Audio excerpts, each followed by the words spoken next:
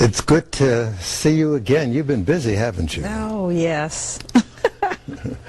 You've been thither and yon, and the last time we spoke, you were talking about Africa, going back to Africa, and tracing the genesis of this transition from one side of the Atlantic to another. Where have you been most recently in Africa? Most recently I was in Ghana, and I was at Cape Coast Slave Castle and Elmina Slave Castle. So that's the most recent visit. All right, let's move back across the Atlantic. You have been to the Ellis Island. You've been through that, and you've seen the Statue of Liberty up close. Tell me about it. I see the catalogs here. Yeah, you know, this would be the first time a couple of weeks ago that I actually visited the Statue of Liberty in Ellis Island. I think there's a part of me, you know, that had a vague curiosity, but because of the information that I kind of already knew, I never felt really all that, you know, compelled to go. But I decided, you know, a really good friend of mine who now works and basically is looking at trying to improve a lot of things around, you know, these national parks. You know, he said, you should go, Joyce. So I went. And because I had already seen renderings, I'd been to France and was aware that there were various models of what the ultimate Statue of Liberty was to be, replete with chains. So I was very curious about how that would be handled. I also knew that the architect, the artist, and the you know, basically the producers, if you will, of the Statue of Liberty decided upon this statue in 1865. So of course this coincides with the end of the Civil War and the consequently the end to slavery. The chains, which originally were in her left hand and at her feet, were struck from the statue, clearly. But I was waiting for an opportunity on my tour to ask the tour guide. So the tour guide, you know, very enthusiastic man, he said, you know, he's kind of explaining all these details. And so right off the bat, he says, are there any questions? I said, well, my question is, what happened to the chains that were originally on the Statue of Liberty? And he looks at me and he goes, thank you for asking that question. We will cover it a little later. So I kind of waited, and we went through, you know, showing the dimensions and all of that, and I just waited. And finally, we got to the point where they actually had the different statues of those who were responsible for building the superstructure that it sits on, which is on top of a fort, all of these different things. And he said there was a little argument that went on. The artist wanted to really fought for the chains. He says, I really want those chains there. They were a part of acknowledging as a gift from France this idea of liberty and freedom, specifically one of the issues being the end of slavery, which of course the chains represent. And there were those in America that opposed it, saying we don't want it to be specifically focused on slavery, we want a broader sense of liberty. And there were all these various beliefs about why they didn't want it. So what used to be a left hand holding the chain became her clutching what looks like tablets. I said, well, help me understand how we reconcile. Send us your tired, your poor, your huddled masses yearning to breathe free. Help me understand how you reconcile that with the absolute obliteration of anything that suggests that slavery had anything to do with it. How did they reconcile that hypocrisy? And his answer was, I don't know how they reconcile what was an obvious hypocrisy. However, the chains are still there. I said, really? Where? Exactly. You know, so I said, you know, because I was there. I was literally there. And I said, well, are you kidding me? He goes, no, they're there. He says that was the one thing the artist fought for and won, that they would never be able to remove completely the chains. So then he pulled out the picture of the statue with the chains, and then he showed the chains, blown up picture of her feet, and there are chains there at her feet. However, they are not visible. The only way you can actually see those chains is if you happen to be in a helicopter looking down Okay, but from the pedestal. With a zoom lens. Yes, to with get a zoom tight lens. shot. But from the pedestal, from anyone walking around, they are not visible. And I thought to myself, they are invisible like we are. Let me ask you what might be a touchy question. Were any of the guides that you could see burnt of skin? That would be no. Not that I could see. Most of the guys were European, and or of European descent. And part of, I guess, my concern is I was coming. You have to understand, there were huge groups of people. Among them were children. Among them were students from elementary through high school, Latino, African, all, these children, on their field trip to the Statue of Liberty. And I thought about that as an educator and thought to myself, how unfair, how unjust, how inaccurate for them to walk through and see no reflection of themselves, when in fact the originator had them in mind. And here these black children are with no clue, and I'm wondering, because I'm going back tomorrow. I'm going back right. because I want to see unasked if they'll volunteer the fact that those chains were there. Because I wanted these children who basically could go through, walk around and never know anything about these chains. And here's the other travesty. These are the materials they gave me. Anyone that comes, they'll see there's a Statue of Liberty one, and then there's the Ellis Island. There is no mention of it. Now, he showed it to me, but it's not mentioned in the literature. So again, it begs the question, why is that? Why is it erased? Then I went to Ellis Island, and then it gets clear why it got erased. So I come to Ellis Island. Now, you gotta understand, I'm ambivalent, because I recognize there's two things that are going on inside of me. One is understanding the whole process of immigration and folks coming over, even though they were not sure what the life would be, it was going to be a better life. They were choosing something different. Many of them, not all of them, but most of them, were looking for a better life, despite the fact that they had no clue as to what that would mean. So you come in, you're issued into a huge hall, and there's a room that I now learned is called the peopling of America. Whatever. What does that mean? You'll see. So I go in, and of course there's an entire tour. There's an audio tour. So I got the audio tour of a friend of mine and I, and they're talking to you through all of the little parts. But before you get to that, there's another room, which is the peopling room, peopled. So I'm over here and I'm looking around, and on one side, on my left, is a huge screen, and on my right is a chart.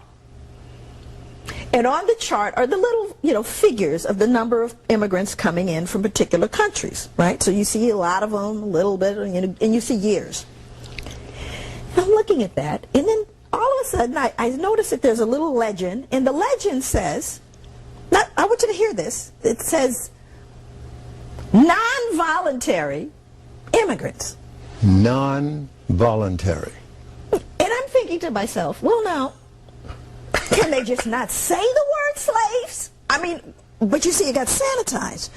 And one might think, if you saw non-voluntary, that they just kind of got lost and showed up. Maybe they accidentally happened upon the land. But you wouldn't know they came in the belly of ships, that they were raped along the way, that they were chained in their excrement. You wouldn't know that. You just think of them as, well, they're non-voluntary immigrants. All right. Time for another break.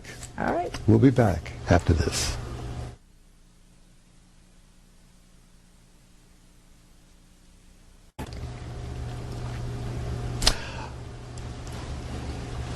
All right, let's talk about some present-day issues. There's an economic depression that some call a recession and argue about that. But what is your diagnosis of the impact that it is having on the African American community? Well, I think just very simply put, those that are struggling or that have the less, economic means are going to suffer greater. And it's always been that way. I've often thought about the Depression, the Great Depression. And I in school and even the media, there's an incredible history of pictures of people in soup lines, and there are pictures of people, families kind of living in this. It's almost never anyone black identified. Because if you were to contrast that with the black experience during the Depression, again, white man has a cold, black man has pneumonia.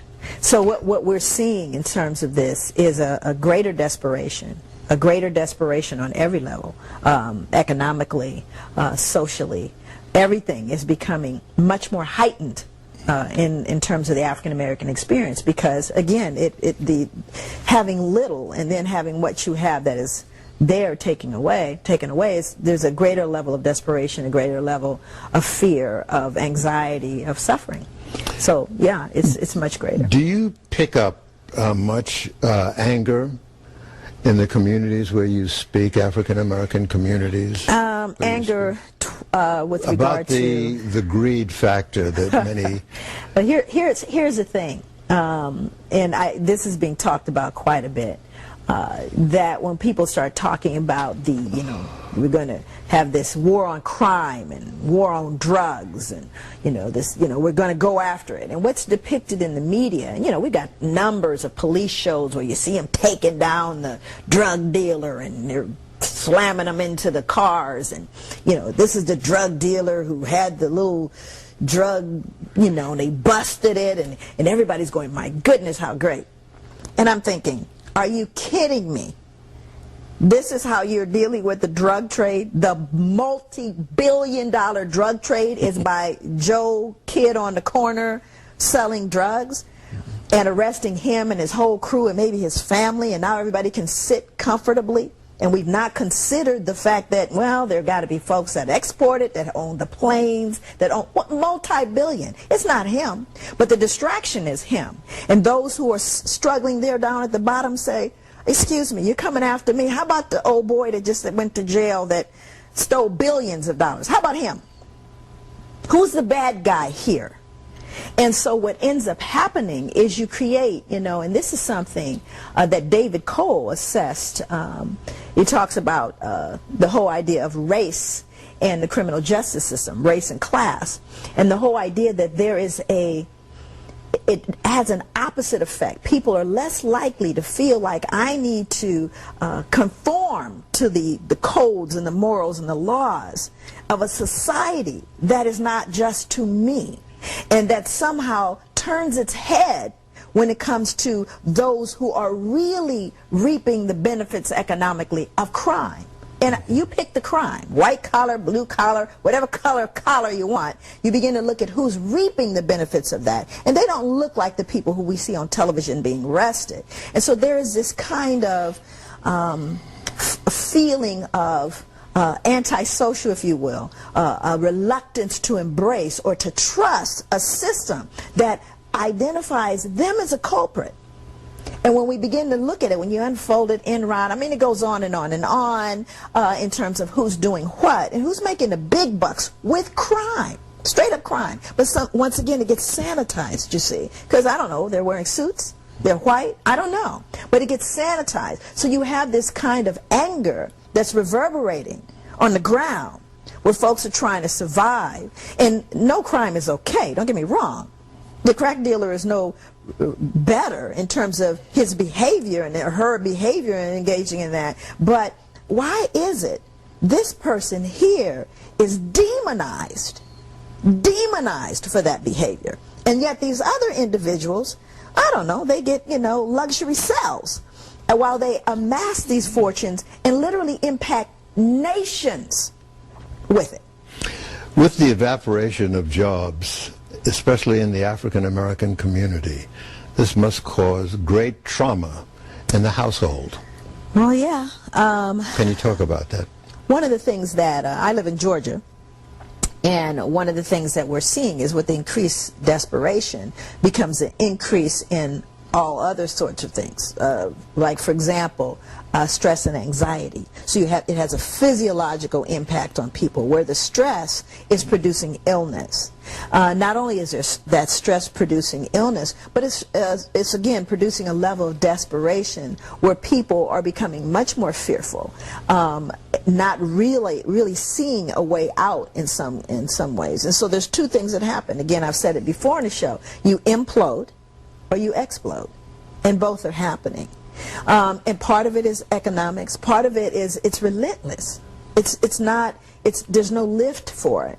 And again, we have disintegration happening on a variety of levels, because you have there's this kind of romanticized idea about America and what America, again, start going back to the Statue of Liberty and Ellis Island. One has to ask the question, where are these things for us? Now, the average person goes, well, if you just work hard, and you just keep your nose clean, and everything will turn out okay. Work hard where? At what job?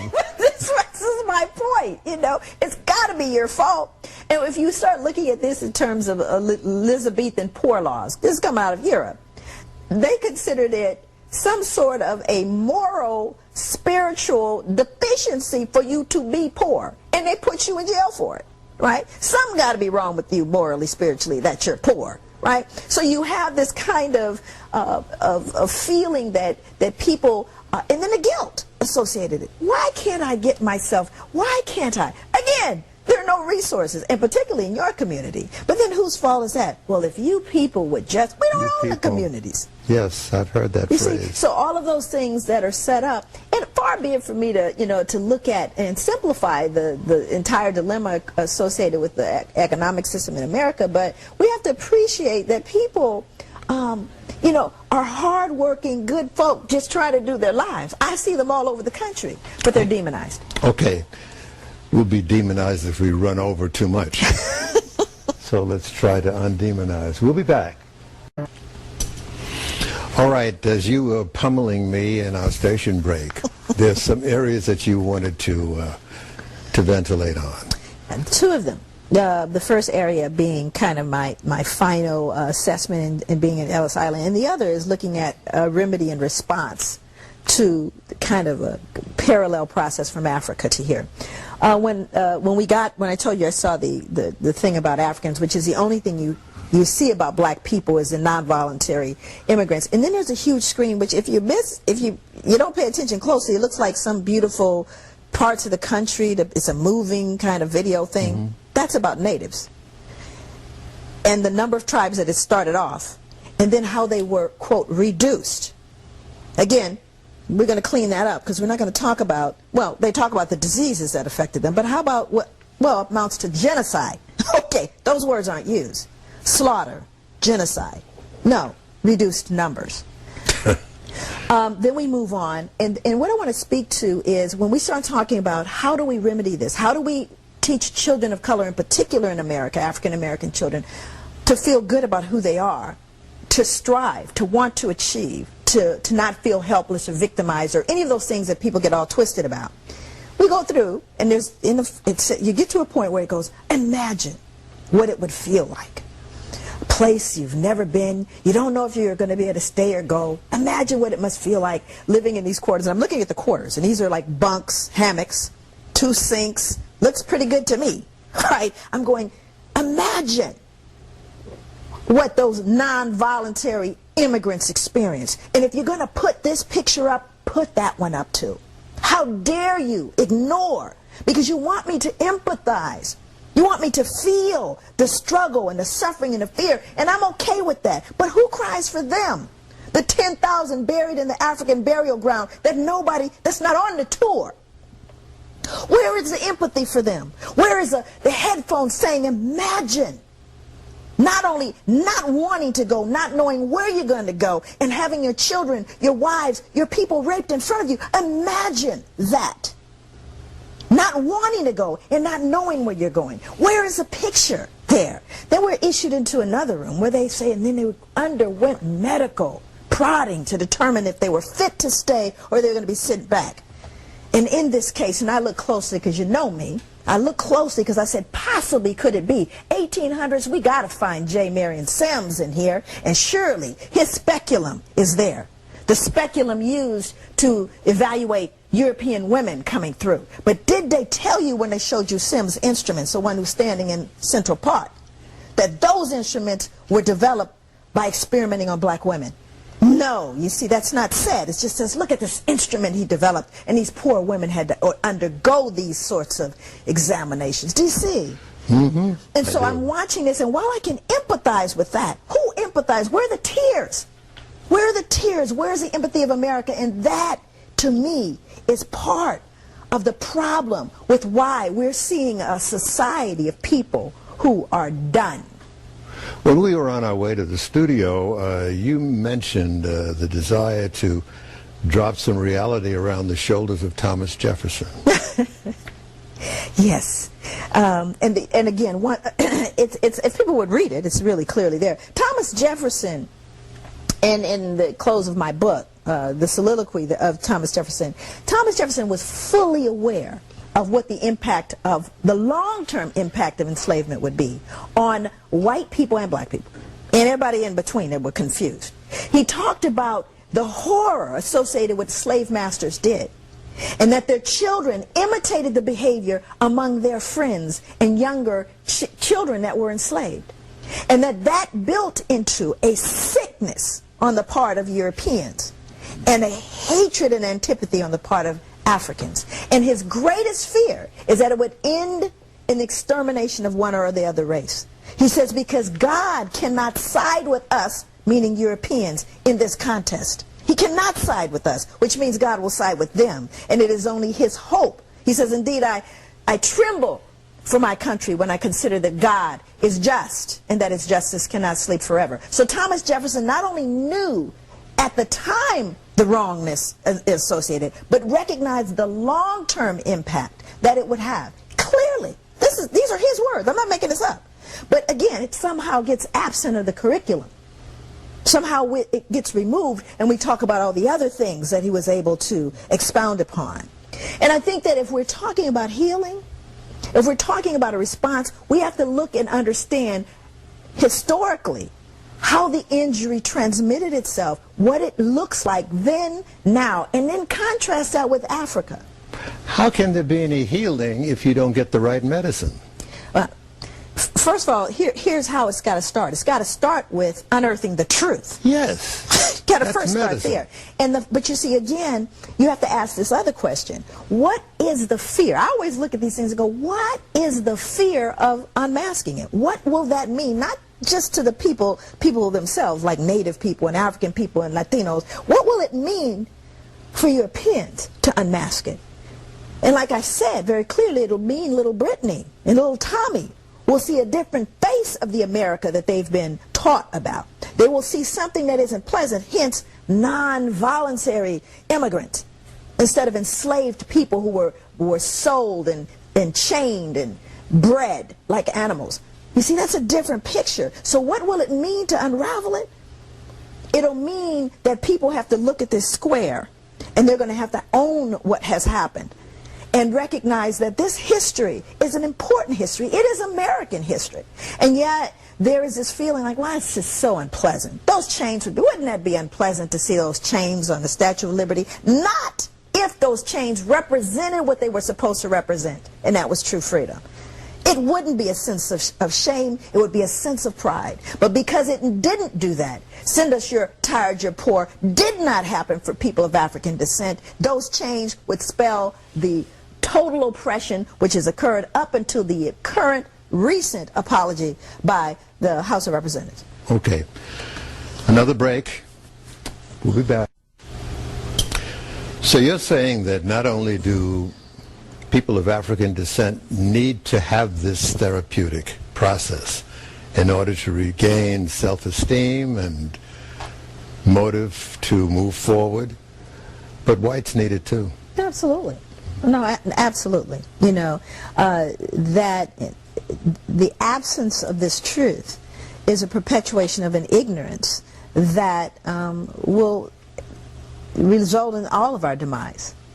And so what I think is that the fear associated with the truth, I think, is what is creating the problem. And I think once you get it out, we can begin to extricate it. We can begin to deal with it. But there's been so much denial, fear, guilt, pain, all of those things associated with these truths that we don't recognize that this thing is festering into a hot mess that doesn't have to.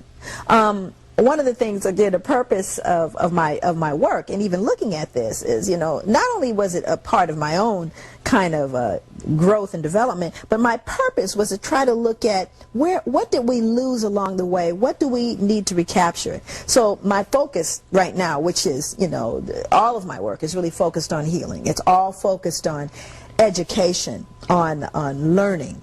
So the first learning was, what was it like in Africa? What is it like in Africa as it relates to Africans?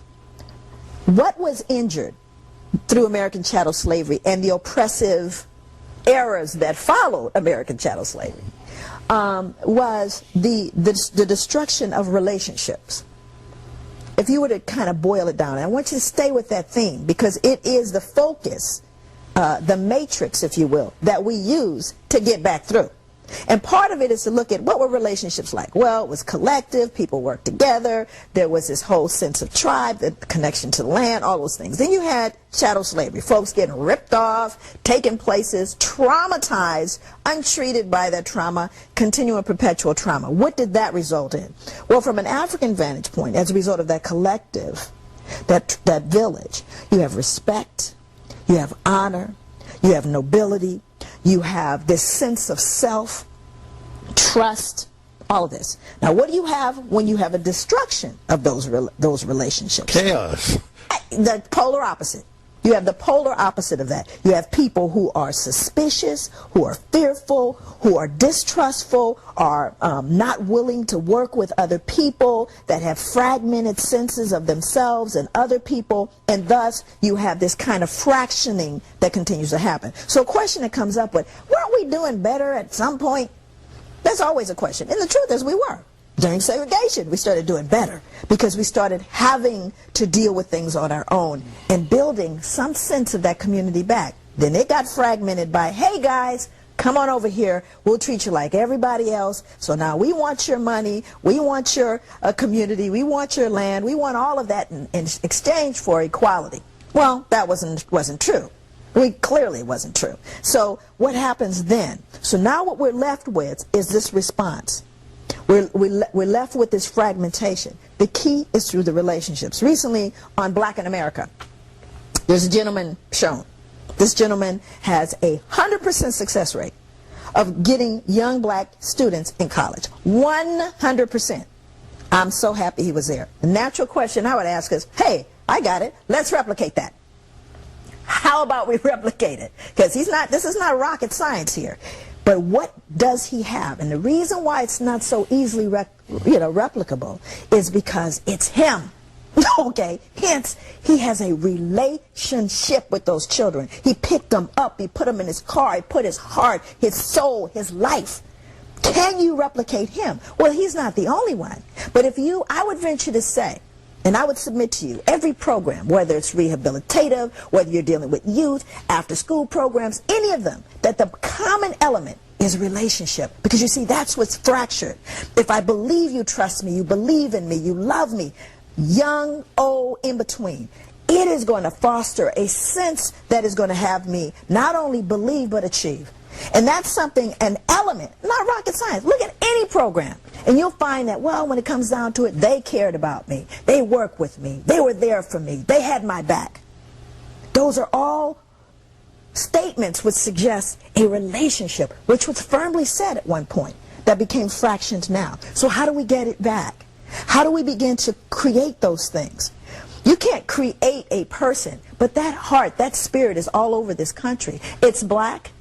It's not always black. You'll find it, like how do you replicate Mother Teresa? Okay? She was who she was. Martin Luther King, Malcolm. You see, there were those who have always would arise who felt that. But there are also many people who feel it. And that's the key, is to heal the relationship where it is. where it is, and those young people believe in him. I would venture to say that sometimes programs here that are rehabilitative, prison, whatever it is, that when that person is removed, you throw money at it. Let's get 4 more buses. Then you get further away from what?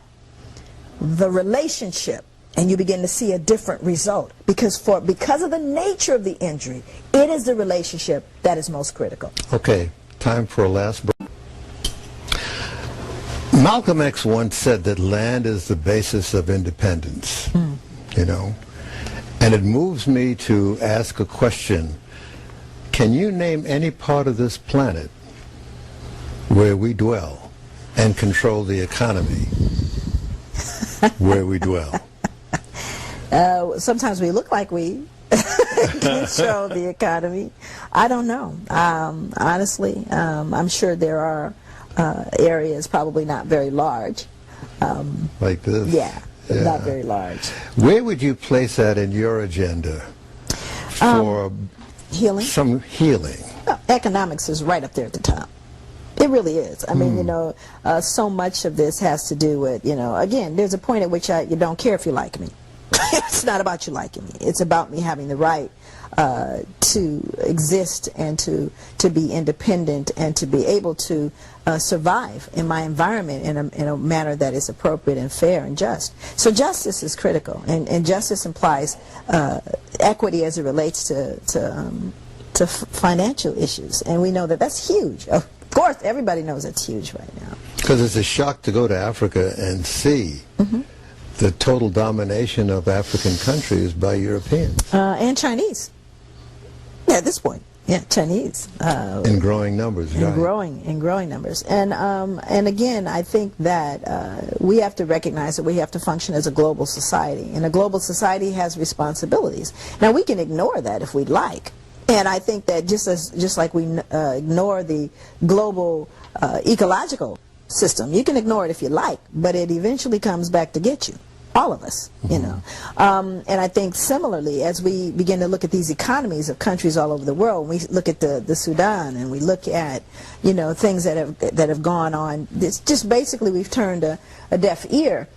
Ultimately, that's going to reverberate back, because we are a global society. And what goes around? It comes around, you know. And really, you know, I think that there has to be a matrix, and I am, of course, on the side of the hands-on, working with people, and that's great. But at the end of the day, they don't have a place to live and can't eat and can't work. I don't care how good that make them feel. Okay, I don't care how clear they are about their identity or their connection to their ancestral roots. If I don't have a place to sleep, I cannot gain food, I cannot care for myself or my family. Now we have a whole nother ball of wax. You see, it has to be a parallel process, that not only must we start looking at ourselves and, you know, getting rid of certain behaviors, which I created a matrix to do that. We can begin to extricate that. How can we self-examine? How? By what process? There are a lot of processes, I think. The one that I've created, and the one that you know, I've been working so long looking at this enough to go, okay, so how does one look at oneself?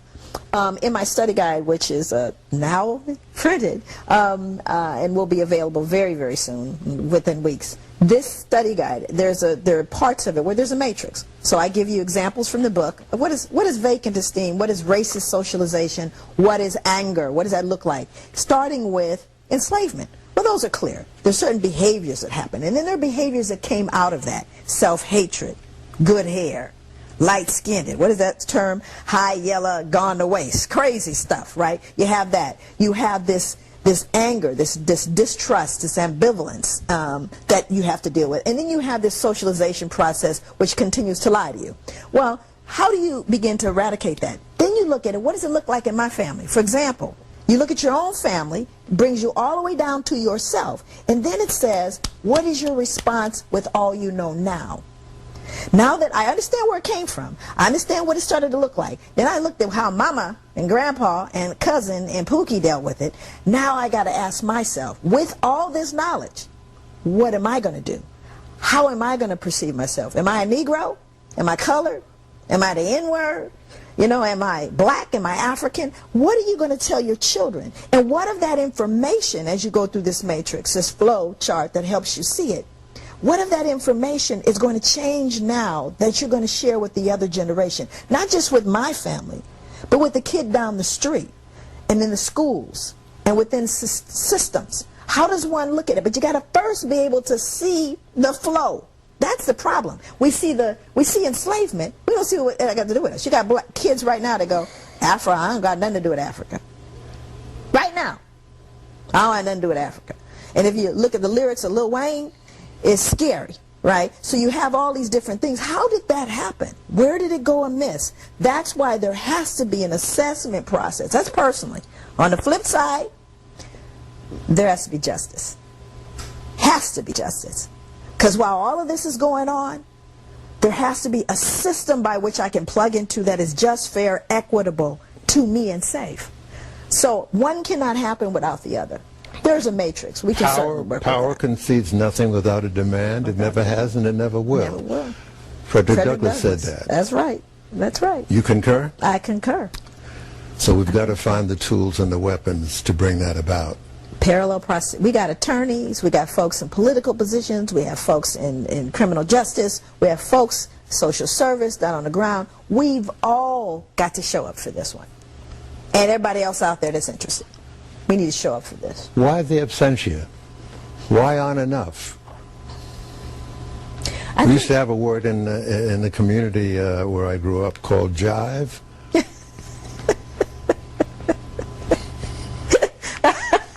Yeah, we have a lot of words that mean the same thing, you know. I think that, again, that we, you know, he who is in the frame cannot see the picture. You know, that is largely what it is, you know. And then there's some folks that say, there's no picture at all, you know. So we've got to get at the very root of things. And again, it's okay for us not to agree. It's okay for us not to, you know, because we're all different people. But Okay. we got to understand that what's in the frame. There just isn't enough time ever to Never. talk to you. There's never. We're out of it. Thanks for being with us. You're welcome. Thanks for being with us.